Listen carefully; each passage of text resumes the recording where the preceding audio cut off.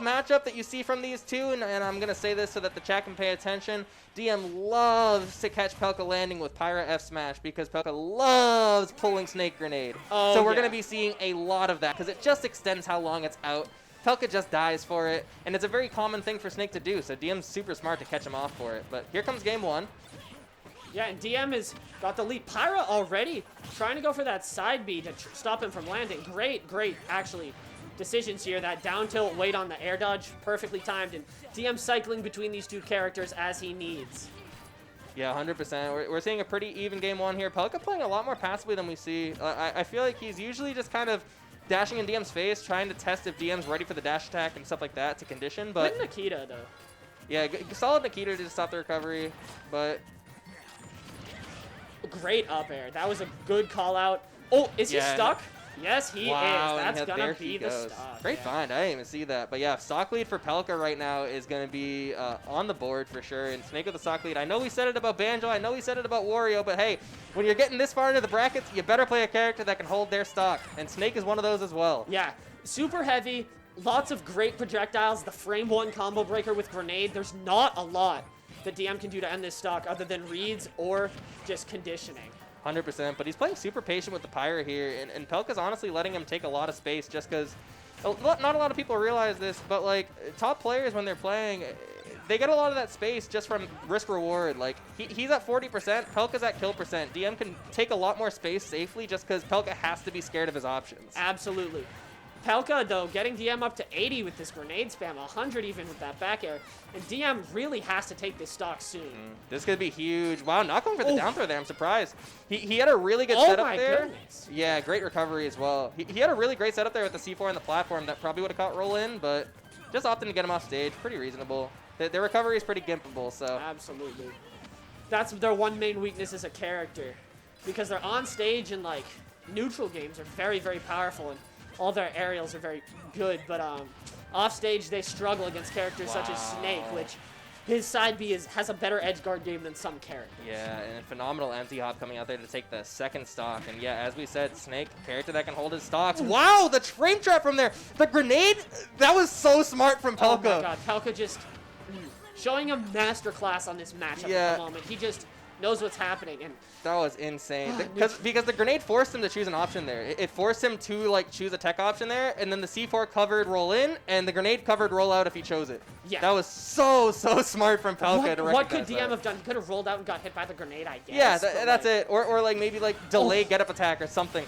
There's the stock for DM though. Yeah, finally. I know it feels like forever that Pelca's been holding on to that stock. I mean, DM. And there's the C4. Yep. Shades of some shades of what's it called? Push the limit. Except Pelca's not the one dying from the C4 that time. Oh, yeah. He's gonna be taking DM in a very convincing game one. Yeah, JV3 that game. Wow. Extremely convincing. I think the triplets helped him a lot. For sure. He was really just able to. Whenever he was in disadvantage, you always saw him up there for a bit. You always saw him up there, and it wasn't really just because the platform's really good, which it is. You can put C4 on there. It's just the ability to stall up there, especially when DM has all this like whiff punish stage control buttons like forward smash, like F tilt, like all these things that'll kill with Pyra. Sometimes the platform's just the better option, but game two, going to Kalos. And, yeah, I think DM agrees with you, hence Kalos, but Pelca can camp on this stage as well, or not camp exactly, but he can play slow, he can play patient. Great down throw by DM. He knows that grenade timing from eons of playing this matchup with Pelca. Oh, for sure. It kind of interesting. Yeah, I was going to say, a lot of neutral beats coming up from him. Finally connects. I mean, hey, it's super lagless moves, so... Oh, yeah. If you know your opponent's going to at least respect it, it's not a bad option to throw out, honestly. I think DM's aware of that C4 on the right platform and is trying to fight Pelca on the other side of the stage so he can avoid having to deal with that. But this ledge trap is going to be absolutely brutal. Yep, C4 on the right platform, just like you said. And yeah, DM in a really bad scramble situation right now, trying to land, gets it. But Pelca just like keeping him at a disadvantage.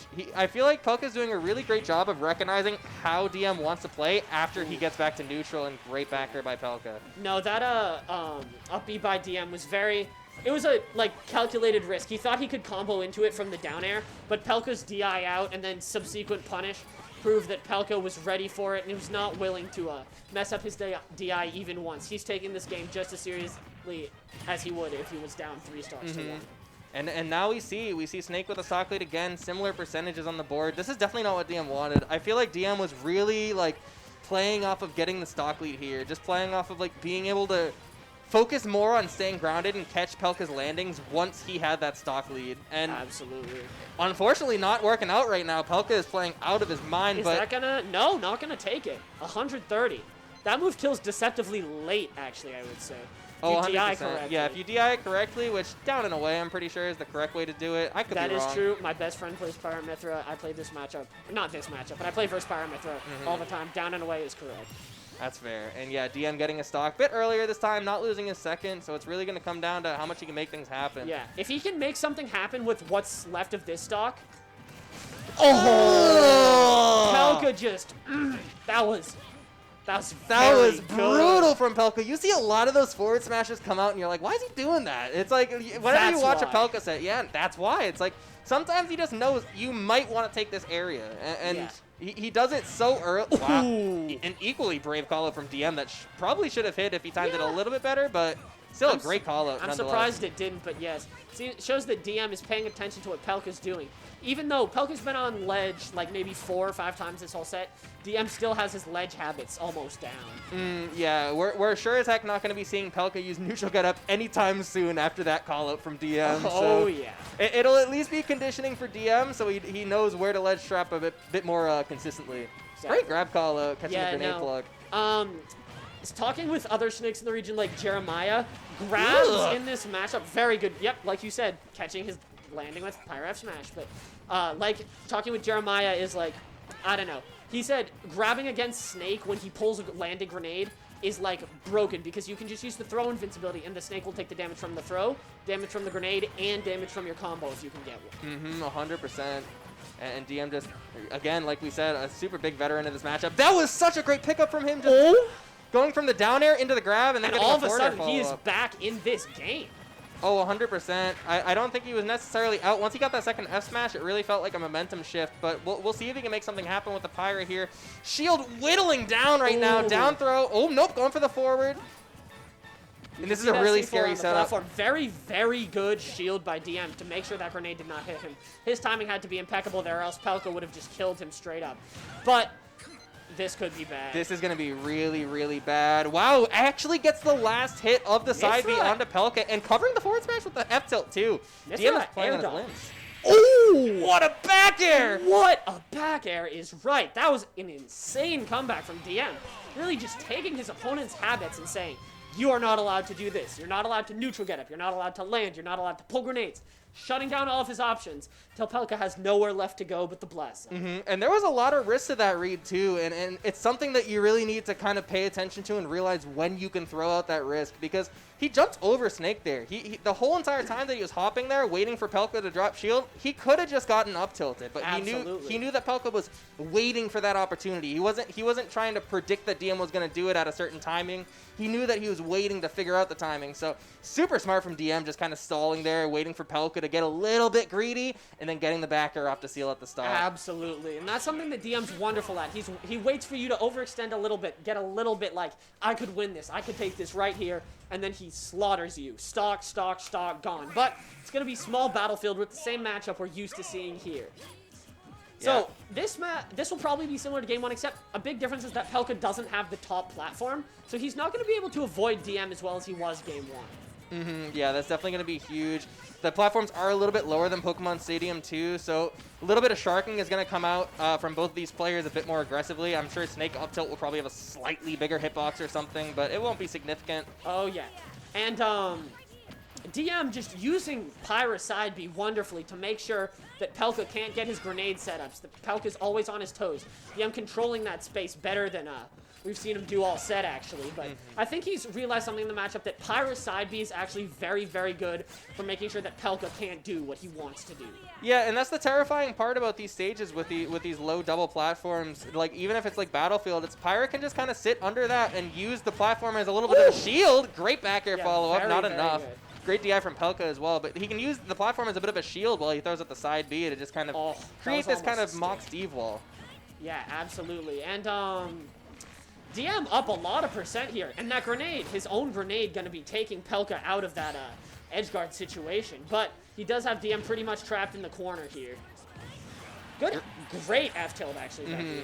Pelca exploding that C4 so DM can't get over there to edge guard him as fast as he would like to, but DM pressuring his shield and puts him right back off the edge.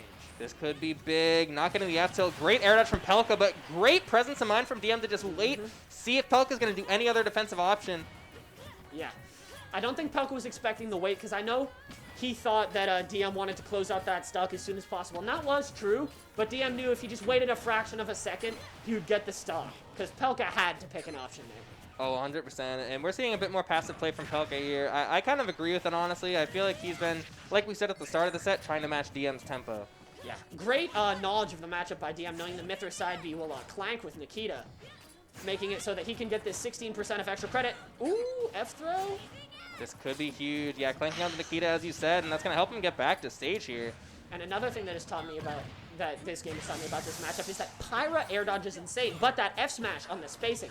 Pyra's neutral being an almost lagless move, DM taking it, and a great wait is going to seal out a second stock, and it is looking like DM's season for this bracket right now. Did he just die at 60? Yeah, he did, off of a simple wait. It was super smart from DM. I don't know if he empty op or if he didn't. Great pickup by Pelca. I don't know if he empty op or he didn't, but he just kind of like made Pelca feel like he was going to extend with the combo, and Pelca got scared. Yeah, just waiting, watching, all you have to do. And DM just has to play this lead well, and it looks like he is, getting a great down air to jab combo to bring him to 50 already. And Pelca's last stock is dissolving before his eyes, unless he can do something to come back here. And I agree with DM here. I agree with the go Mythra if you feel like he's playing a bit more aggressive, but if he's not playing aggro, if he's not pushing on the pressure, just stay Pyra. Just wait for him to approach. You have all the resources available to you. But so does Pelca with Snake's normals, getting the back air. And I just want to point out, that's actually the third time now. DM's depth of knowledge in this matchup. He's used grenades to his favor 3 times purposefully to get this Snake up to 122%. Which means all he needs is like 1 hit. Great tomahawk, by the way. And then Pelca will die. F-tilt, not going to take it. This could be huge. Pelca landing on DM is going to find it. Yep, up air's going to take it. Great adaptation by DM. Yeah, phenomenal. It really just came down to DM just kind of realizing, you know, I need to stop playing a bit more with momentum. I need to stop just kind of like running in with Mythra a bit more. I need to just reel it back with Pyra. Let the kills happen. Let the neutral interactions come to me when I have the stock lead. Great stuff. Yeah, and he just took it. He took it. That momentum shift in game 2, I think, is what brought it over the edge for him, really. That getting those F smashes, getting those reads, just he felt a lot more in his element. He felt comfortable against Pelca. He's like, oh, I've done this a million times. What's one more? Oh, 100%. And now we're probably going to be seeing winners finals, which is going to be him against XL. Yeah, DM XL. So, which that's a New England classic, baby. Yeah, some of our New England viewers may know, though, XL has taken, I believe, the last 7 sets from DM. It is definitely upwards of that. XL is